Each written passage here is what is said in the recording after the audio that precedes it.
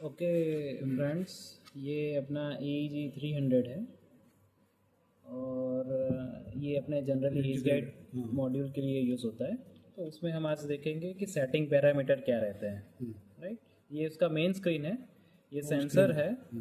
Sensor को अगर touch करेंगे तो वो डायरेक्शन रहेगा। सेंसर आपको लेफ्ट में लगाना है कि राइट में लगाना है, विद रिस्पेक्ट टू डायरेक्शन ये यहाँ से सिलेक्ट हो जाएगा, उस हिसाब से ये चेंज हो जाएगा। राइट, ये है स्पीड इंडिकेशन, जो स्पीड इंडिकेट करेगा। ये एरर है, यानी अभी ये मटेरियल पूरा बाहर है तो ये 0 है। जब ये मटेरियल पूरा अंदर जाएगा तब 400 शो करेगा, सॉरी 100 शो करेगा। तो 0 to 100 के बीच में ये एरर है। राइट, अभी ये जो नीचे दिए हैं ऑटो मैनुअल के लिए ये बटन है, अगर ये ऑटो करेंगे तो आपका ऑटो में हो जाएगा, वापस टच करेंगे मैनुअल में हो जाएगा। ये सेंटर का बटन है, प्रेस करेंगे सेंटर एक साइड जाएगा, दूसरी साइड जाएगा और बीच में अगर रुक जाएगा।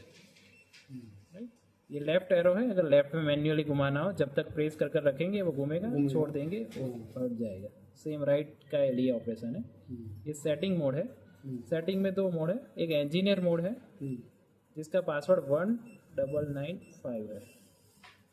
राइट, उसमें मेजोरिटी जितने पैरामीटर यूज करने हैं इंजीनियर को वो हमने दिए हैं। जनरली 8 पैरामीटर रहते हैं। बारी बारी हर एक का हम क्लैरिफिकेशन लेंगे। पी गेन आउट है, तो ये जो आउटपुट अपना निकल रहा है उसका गेन है।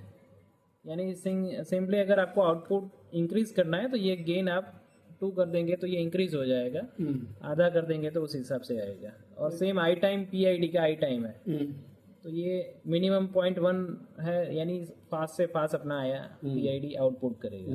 राइट, टॉलरेंस है, कितने के टॉलरेंस में हमें ये चलाना है। बाय डिफॉल्ट 1.1 रहता है। अगर किसी जॉब में ज़्यादा टॉलरेंस चाहिए, यानी आपका हंटिंग ज़्यादा आ रहा है, तो वो केस में आप टॉलरेंस सेट कर सकते हैं यहाँ से।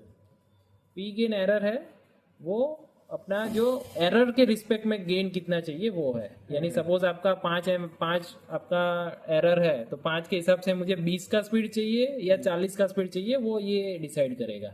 और वो स्पीड अचीव कितने देर में करना है वो ये PI करेगा। यानी दोनों डिफरेंट है, पी गेन एरर और पी गेन आउट। राइट, ये डिसाइड करने के लिए है कि कितने की सेट स्पीड होनी चाहिए और ये सेट स्पीड तक पहुंचने का टाइम और गेन है। राइट, मिनिमम स्पीड, ये स्पीड हम जितनी सेट करेंगे, अगर 20 रखेंगे तो ये 20 से ही स्टार्ट करेगा, चाहे जितना भी स्पीड उसके बिलो आ रहा हो। अगर 5 का स्पीड आएगा फिर भी वो 20 पर ही घूमेगा। ये इसलिए रख रहा है, ये मिनिमम, हाँ मोटर का स्पीड है, एक्चुएटर का। तो ये स्पीड कैसे डिसाइड होता है कि अगर अपना एक्चुएटर का कुछ मिनिमम लोड रहता है, कि सपोज अपना 500 kg का लोड आया है, तो वो मोटर दब जाता है, तो कई बार वो 10 की स्पीड से घूमता ही नहीं है। तो वो केस में ये आउटपुट तो 10 की स्पीड का देता है लेकिन ये घूम ही नहीं पाता है। तो वो केस में उसका जो मिनिमम लोड उठाने का है स्पीड, वो यहाँ पर सेट कर देना है। Right, maximum speed 100%, that means 24 volt जाएगा। अगर मैं उसको 50% कर दूंगा तो वो 12 वोल्ट ही जाएगा। यानी मोटर का मैक्सिमम स्पीड ऑटो मोड के लिए कंट्रोल करने के लिए है। मैनुअल स्पीड है, ये मैनुअल का जो एरो हमने दिया है, घूमना चाहिए, तो वो मैनुअल का स्पीड इससे डिपेंड करता है। और एक्सीलरेशन है, एक्सीलरेशन है वो मोटर का एक्सीलरेशन कितने टाइम में होना चाहिए वो है, वो डिफॉल्ट 1.0 ही रहता है। राइट, अभी एडमिन के पैरामीटर में पासवर्ड 21350। ओके, उसमें 2 है, एक पैरामीटर्स और करंट कैलिब्रेशन है। तो करंट कैलिब्रेशन क्या रहता है कि जो प्रेजेंट करंट लिमिट है वो मोटर के ऊपर जो डिफाइंड होती है ना, वो वैल्यू डाल देनी है। सपोज 1.1 एम्पियर अपना एक्चुएटर का मोटर का करंट रेटिंग है, तो वो डाल देना है। तो ये किस लिए यूज में होता है कि अगर आपका सडनली कोई राइज आता है, पीक आता है, तो ये ओवर करंट का अलार्म दे देगा और वहीं पर मोटर सेफ हो जाएगा, रुक जाएगा।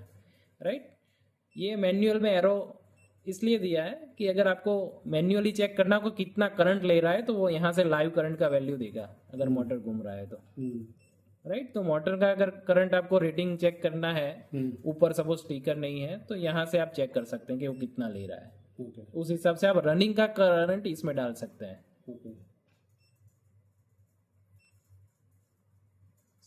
पैरामीटर है एडमिन में। आगे का जो 8 पैरामीटर है वो इंजीनियर मोड वाले ही हैं जो नॉर्मली यूज होते हैं। उसके अलावा टाइम आउट का एक दिया है फंक्शन। वो इसलिए दिया है कि मोटर एक ही डायरेक्शन में पर्टिकुलर 10 सेकंड के लिए अगर घूम रहा है तो वो वहीं पर रुक जाएगा, राइट। फिर शॉर्ट सर्किट करंट है वो 8 डला हुआ है। दैट मीन्स अगर मोटर के आउटपुट के वायर डायरेक्टली शॉर्ट हो जाते हैं तो शॉर्ट सर्किट यानी 8 एम्पियर से ज्यादा जैसे ही ये ट्रिप करता है वो ऑटोमेटिक ट्रिप कर देगा, तो अपना कंट्रोलर सेफ हो जाता है, राइट।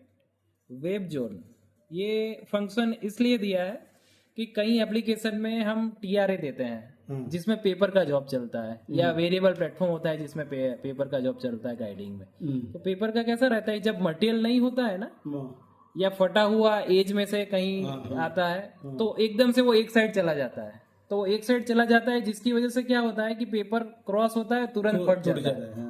तो वो केस में अगर हम वेब जोन अभी 0 है तो डिसेबल है, अगर मैं 10% डाल दूंगा ये स्क्रीन चला जाएगा, हर एक कुछ भी एक्टिविटी नहीं हुई तो ऑटोमेटिक मेन स्क्रीन में आ जाता है। वेब जोन है, अगर मैं 10 डाल देता हूं तो ये 10% के ऊपर सडन चेंज आया अगर रनिंग जॉब में तो रुक जाएगा, तो वो वहीं पर रुक जाएगा और वेब ब्रेक का अलार्म दे देगा वो, राइट। फिर पेपर अपने आप वो जोन के अंदर आ जाएगा तो वो अपने आप चालू हो जाएगा। तो वो ये डिफाइन करता है, राइट। अभी जो 12 नंबर से बाकी के पैरामीटर है वो अलग अलग एप्लीकेशन के लिए है। जैसे ये मोटर टाइप है 13 नंबर, 12 हम बाद में देखेंगे। 13 नंबर मोटर सिलेक्शन है, पीएमडीसी मोटर चाहिए चलेगा या स्टेपर मोटर चलेगा, राइट। सेंसर का टाइप है, अगर सेंसर का आउटपुट 10 वोल्ट है तो ठीक है, 5 वोल्ट है तो भी हम यहाँ पर चला सकते हैं।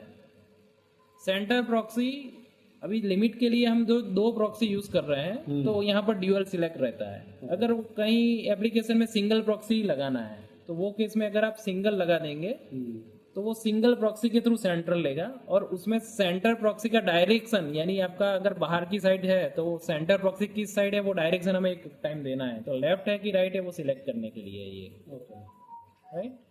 और ये सेंटर की ऑसिलेशन है, ये इसलिए है कि अगर ये चीज अगर हम इनेबल करते हैं तो ये केस में ड्यूअल प्रॉक्सी रहेगा और तभी ये इनेबल हो पाएगा, सिंगल प्रॉक्सी में नहीं होगा पहला ये फंक्शन। तो ड्यूअल के बाद ये अगर कर रहे हैं तो कंटिन्यूअस एक प्रॉक्सी से दूसरी प्रॉक्सी पर कंटिन्यूअस ऑसिलेशन करेगा अपना मोटर। यानी कहीं रिमाइंडर में कि उसमें ऐसा एप्लीकेशन रहता है कि कंटिन्यूअस मूविंग चाहिए वेरिएबल प्लेटफॉर्म, तो वो एक प्रॉक्सी से दूसरी प्रॉक्सी तक ये अगर फंक्शन करेंगे और ऑटो करेंगे तो वो सेंसर का फीडबैक नहीं लेगा, वो डायरेक्ट प्रॉक्सी से ही काम करेगा। अच्छा, राइट। तो वो केस में इधर कंटिन्यूअस मूविंग करेगा, और वो स्पीड अगर हम ऑटो वाला जो भी रखेंगे यहाँ पर वो स्पीड से वो करेगा। अगर वो 20 रख देते हैं तो धीरे धीरे धीरे जाएगा लेफ्ट प्रॉक्सी, धीरे धीरे राइट प्रॉक्सी आएगा और फिर वहीं जाकर रुक जाएगा। बट ये ऐसा एप्लीकेशन जरूर पड़ता है कहीं? हाँ, कहीं स्पेशल एप्लीकेशन रहती है वहां पर जरूरत पड़ता है। फिर है 17 नंबर, ये सारे पैरामीटर है 17 नंबर स्टेपर के लिए है। स्टेपर का पोल यानी डायरेक्शन डिफाइन करने के 0 या 1। स्टेपर मोटर मैक्सिमम फ्रीक्वेंसी कितने पर काम करेगा, मैनुअल फ्रीक्वेंसी कितने पर काम करेगा। एक्सटर्नल कंट्रोल इनेबल है, ये इसलिए है कि कई बार ये अपना एक्सटर्नली ऑटो मोड में करना है, यानी जैसे ही मशीन स्टार्ट करते हैं उसको ऑन करना है। तो ये स्विच अगर इनेबल कर देंगे तो बैक साइड हमने एक रिमोट इनपुट का दिया है ऑलरेडी कनेक्शन, तो वो कनेक्शन में हम अगर देते हैं बाहर से पुश बटन के थ्रू तो जैसे ही मशीन स्टार्ट होता है ये भी उसका ऑन हो जाएगा और उस हिसाब से ये चालू हो जाएगा। ये सारे जो पैरामीटर है जिसमें डैश लगा हुआ है वो ओनली और ओनली डिफाइन करते हैं शोइंग पर्पस, यानी कुछ चेंज नहीं है, खाली वो हमें शो कर रहे हैं उसके इंटरनल वैल्यू। यानी कई बार अगर कोई इश्यू आ रहा है अपने को तो वहां से बैक ईएमएफ वगैरह सारा चेक करने के लिए या डायग्नोस करने के लिए वो पैरामीटर हमने दिए हैं।